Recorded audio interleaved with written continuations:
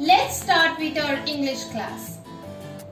We have already completed the comprehension part of chapter 2, Mayur the Peacock. Today we will be dealing with the language structure. Before I start with the language structure part, let's recapitulate. Children, you have learned about the 8 parts of speech. What are they? Noun, pronoun, adjective, verb, adverb, preposition, conjunctions and interjections. And how they work together when we read, speak or write, that we have seen in our previous class. And children, you have also learned about the short forms. Yes, cannot, we can write it also like can't. And what we use in contractions? 2 words are shortened here. Can and not, they are shortened to make one word. And a special mark called an apostrophe stands in place of the missing letter or letters. That we have seen in our previous class. Now today I am going to introduce you with a new word, that is compound nouns. So what is a compound word? Compound words are formed by a combination of 2 or more words that function as a single unit of meaning. That means it's a combination of 2 or more words. For example, men is a word, box is another word, and it has been combined where a new word with a different meaning has been formed, which is known as mailbox. So here the compound word is mailbox. Clear, children? So a compound word is a combination of 2 or more words that function as a single unit of meaning, as a new word with a different meaning. Now, a compound word may or may not include a hyphen. Hyphen, you know, yes, between 2 words, a small dash, hyphen or space between them. That means there may be a hyphen or there may not be a hyphen. There may be a small space between the 2 words or there may not be. But if you find 2 different words combined to form a new word, whether there may be a hyphen or may not be, or a space or may not be, then it will be a compound word. Here I have used hyphen when I am writing check in. Check is a word, in is a different word. When I am combining its 2, it becomes check-in, check in, which is a different meaning from, with a new meaning. Moreover, here I have combined 2 nouns, right? Mail, noun, box, it's also a noun. And when I am combining these 2 nouns, another noun I am forming, that is mailbox. Clear? Now children, it's not necessary that when you want to form compound nouns or compound words, you have to combine 2 nouns only. They may contain other parts of speech as well. Let's take a few examples. Here, I have combined 2 nouns. Star, noun, fish, noun. A new compound word form, that is starfish. You know it's the name of a fish. But in the second example, I have taken play. Play is verb, ground, noun combined to form a new compound word, that is playground. Here I am combining verb with a noun and forming a new word. Similarly children, here hot. Hot is adjective, which is used to describe a noun or a pronoun. So adjective and dog. Dog is a noun.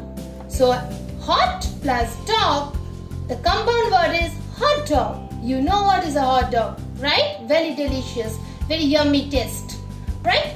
So children, it's not necessary that you have to combine two nouns only to form compound nouns. You may use other parts of speech as well.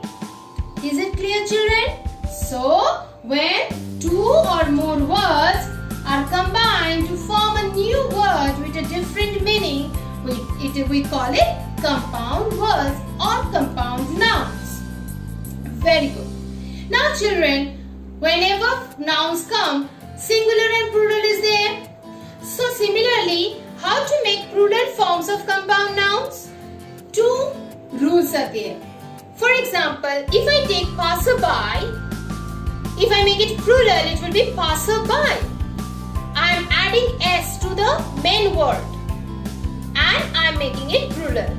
Similarly, some compound words are made plural by adding s to the next word or to the second word. For example, grown up. When I make it plural, it becomes grown ups. I am adding s to the second word.